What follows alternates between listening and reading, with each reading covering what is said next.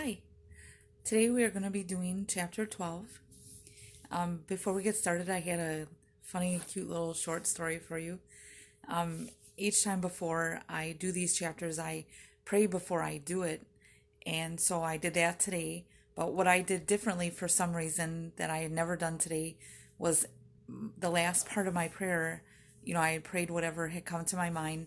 And then I ended it by saying, Lord, I ask that you would just cover what I missed. And I told you I don't go ahead. And so chapter 12 today I opened up and it's actually called In the Mist. And so when I had said cover what I missed, so it was a cute little thing. I had to chuckle when I read that. But we're going to go ahead and get started. At last the storm gradually died down. The clamor on the mountain ceased, and it was time to resume the journey. However, the weather had broken completely, and though the storm itself was over, thick mist and cloud remained, shrouding everything on the heights. When they started, the mist was so thick that they could only see trees on either side of the paths, and even those looked ghostly and unreal. The rest of the forest was simply swallowed up and entirely lost to sight, veiled in a cold and clammy white curtain. The ground was dreadfully muddy and slippery, and although the path did not climb nearly as steeply as before, after some hours, Much Afraid found to her amazement that she was missing the rolling thunder of the storm and even the sickening crash of the trees as the lightning splintered them. She began to realize that, cowardly though she was, there was something in her which responded with a surge of excitement to the tests and difficulties of the way better than to easier and duller circumstances.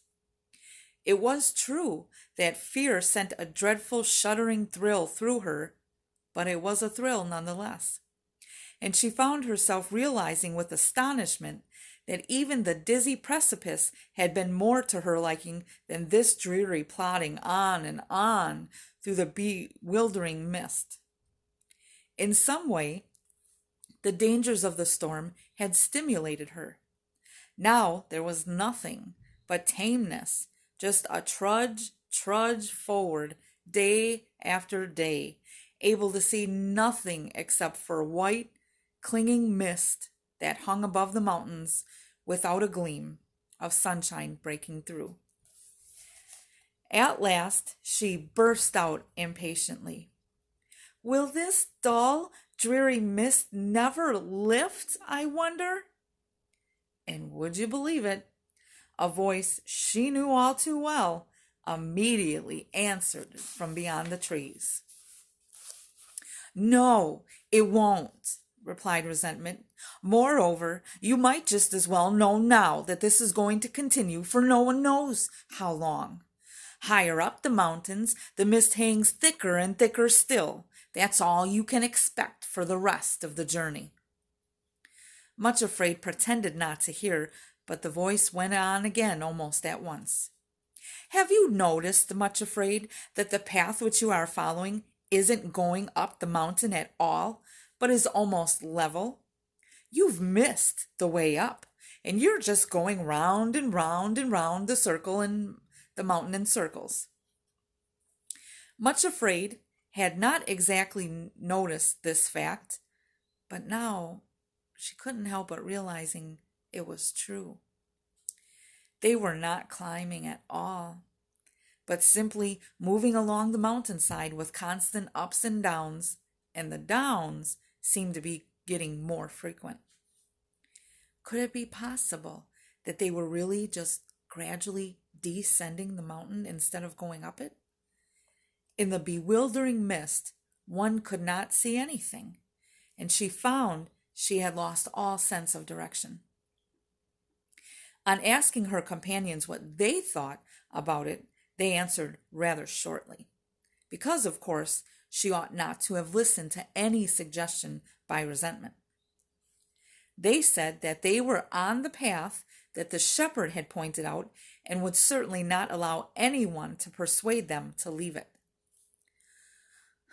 But, persisted Much Afraid petulantly, don't you think may have missed the way in this mist? The shepherd said the path led upward, and as you see, this one doesn't. It runs along the side of the mountain. There may easily have been a more direct way up which we didn't notice in the mist. Their only reply again was that they knew better than to listen to any suggestion made by resentment. At that, the voice of bitterness broke in quite clearly. You might as well at least be willing to go back a little way and look, instead of insisting on going on and on along what may prove to be a wrong path leading you around in circles. Sorrow and Suffering took absolutely no notice, but unfortunately, Much Afraid did, and said with still greater petulance, I think you ought to consider the suggestion. Perhaps it would be better to go back a little bit and see if we have missed the right path. Really, it's no use going on and on in circles getting nowhere. To this they replied, well, if we really are going around in circles, then we'll eventually arrive back at where we went wrong. And if we keep our eyes open, we'll be able to see the path that we missed. Always provided that it actually does exist and is not just a bit of imagination on the part of bitterness. You poor little thing, came the whisper of self-pity through the mist. It is too bad you've been put in the charge of such obstinate mule-like creatures. Just think of all the time you're wasting, getting nowhere at all. Trudge, day after day, nothing to show for it. You ought to be getting up onto the high places. So they went on, whispering and talking at her through the clinging mist, which shrouded everything and made it all seem so ghostly and dreary. Of course, she ought not to have listened to them, but the mist was so bewildering and the path so unspeakably tame that she found something in her heart responding to them almost against her will. Suffering doggedly led the way, and Sorrow just as doggedly was her rear guard, so that there was no possibility of turning back. But Much Afraid found herself limping and slipping and stumbling far more often and badly than at any other point in the journey. It made her very disagreeable and difficult to deal with. It is true that after every stumble, her conscience smote her, and she apologized sorrowfully and abjectly to her companions. But that did not prevent her from slipping again almost directly afterwards. Altogether, it was a miserable time, and the mist, instead of clearing, seemed to get thicker and colder and drearier than ever. At last, one afternoon, when the only word which could describe her progress is to say that she was slithering along the path, all muddy and wet, bedraggled from the constant slips, Much Afraid decided to sing. Now, it has not been mentioned before, but Much Afraid did not possess the gift of a sweet voice any more than she did a pretty face. It is true that she was fond of singing, and that if the shepherd sang with her, she could keep in tune and manage quite nicely. But if she tried alone, the results were by no means so good. However, the mist was so thick and clammy that she was nearly stifled, and she felt she must do something to try to cheer herself and drown out those ghostly voices that kept whispering to her through the trees. It was not pleasant to think of her relatives now having the opportunity to entertain themselves at the expense of her very unmelodious voice, but she decided to risk their comments anyway. If I sing quite loudly, she told herself, I shall not be able to hear what they say. The only song that she could think of at the moment was the one that Sorrow had taught her back in the hut. Though it seemed singularly inappropriate at the moment, she lifted up her voice and sang anyway, quaveringly. And it went, How lovely are thy how sorry, let me start over. How lovely and how nimble are thy feet, O prince's daughter. They flash and sparkle and can run more fleet than running water.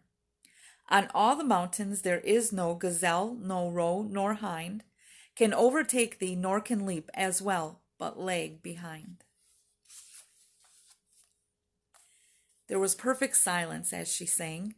The loud sneering voices of her enemies had died away altogether. It is a good idea, said Much Afraid to herself jubilantly. I wish I had thought of that before. It is a much better way to avoid hearing what they are saying than putting cotton in my ears. And I believe, yes, I really do believe, there is a little rift in the mist up ahead. How lovely! I shall sing the verse again. And so she did. Why, Much Afraid, said a cheery voice close beside her. I have not heard that song before. Where did you learn it? And there, striding toward her with a particularly pleased smile on his face, was the shepherd himself. It is just impossible to describe in words the joy of Much Afraid when she saw him really coming toward them on the dreary mountain path, where everything had been swallowed up for so long in the horrible mist, and everything once one touched had been so cold and clammy. Now, with his coming, the mist was rapidly clearing away, and a real gleam of sunshine, the first they had seen for days, broke through at last. "Oh, shepherd!" she gasped, and caught hold of his hand and could say no more. It really had seemed as though she would never see him again. "Tell me," he repeated cheerfully as he smiled at them all, "where did you learn that song, Much Afraid?" "Sorrow taught it to me," she replied. "I didn't think she knew any songs, shepherd, but she said that the words in the music came to her as we were climbing up through the forest. I asked her to teach it to me because I know I'm a goose.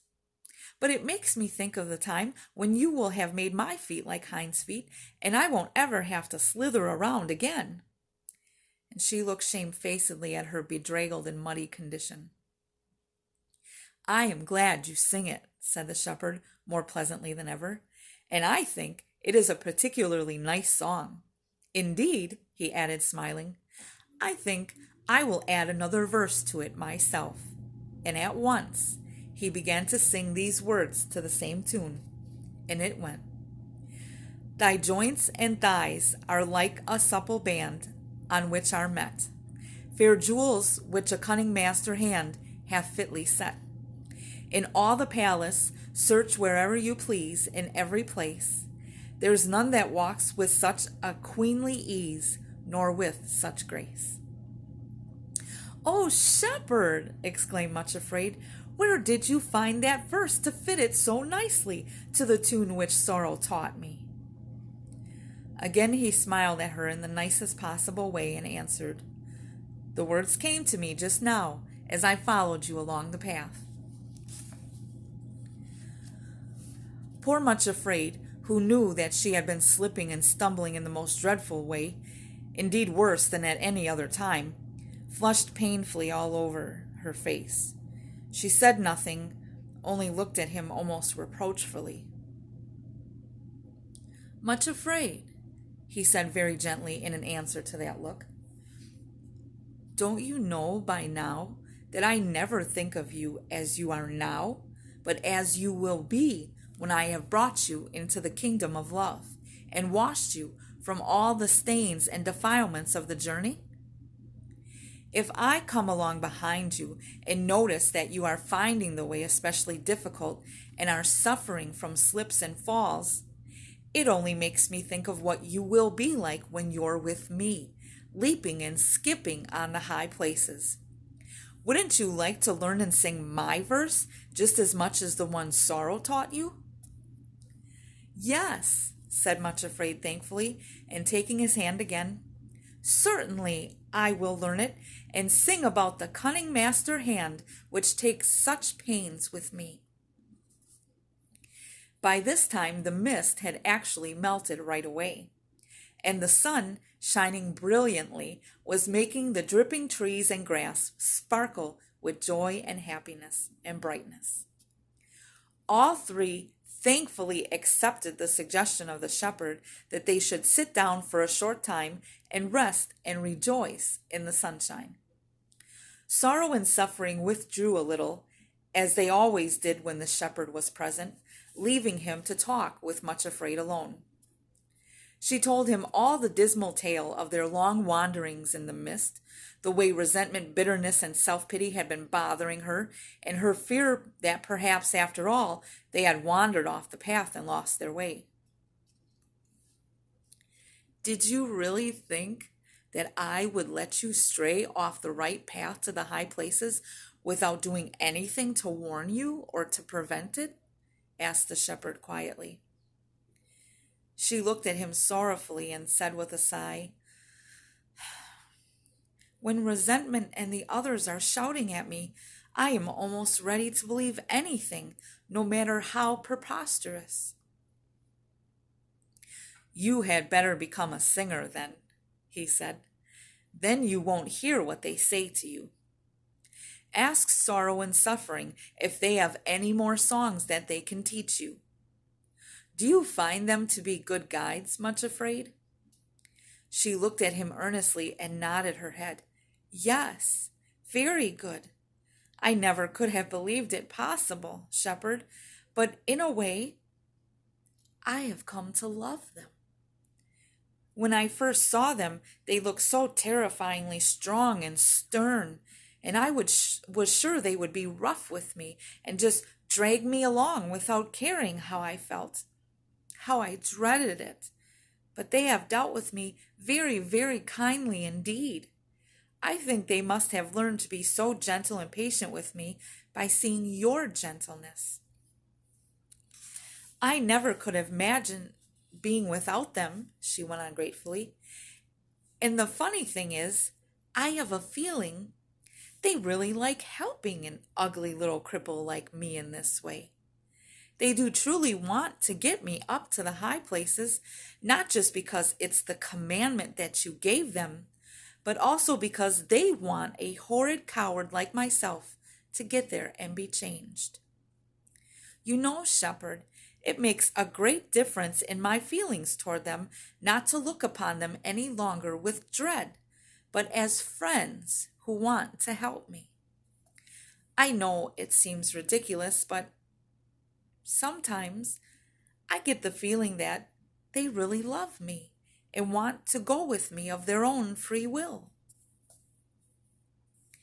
As she finished speaking, she looked up in his face and was surprised to see that he actually looked as though he were trying not to laugh. He said nothing for a moment or two, but turned slightly so he could look around at the two guides, and Much Afraid looked also. They were sitting apart in the background and were unaware of being watched. They sat close to one another and were looking away to the mountains toward the high places.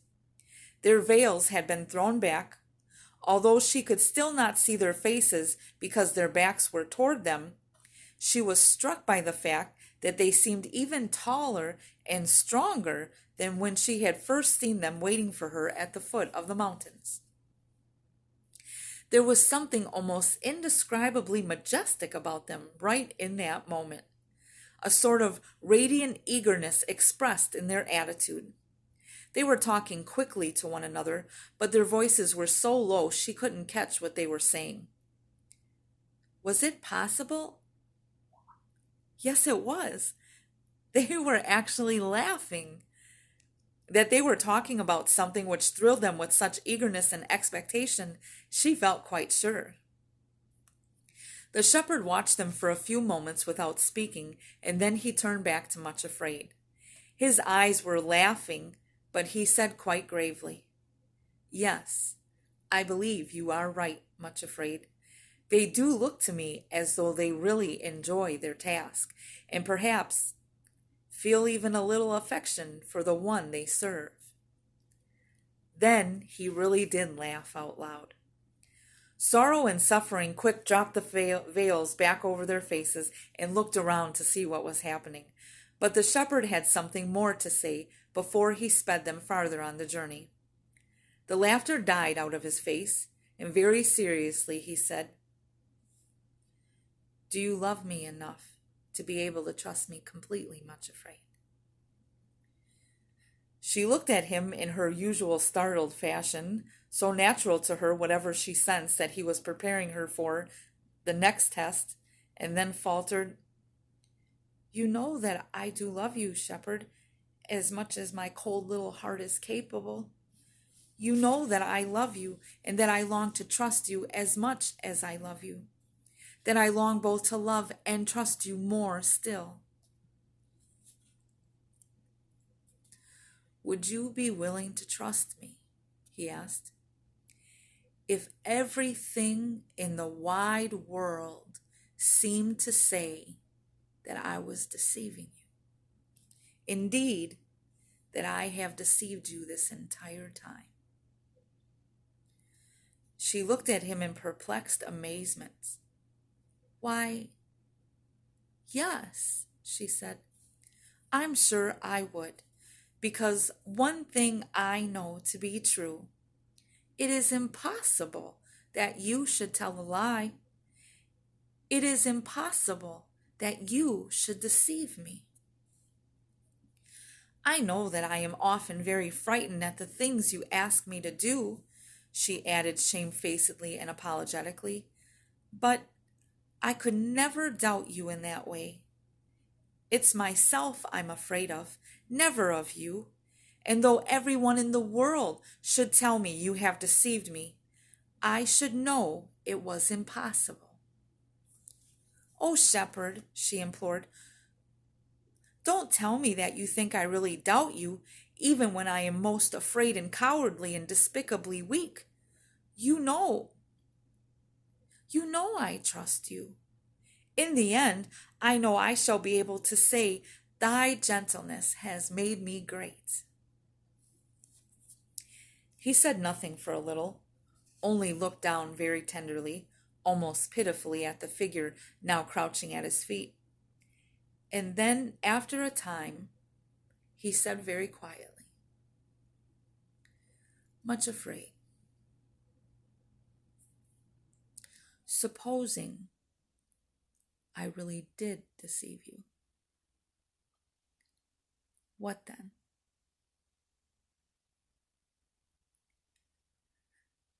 It was then her turn to be quiet and silent, trying to grasp this impossible thing he was suggesting and to think what her answer would be.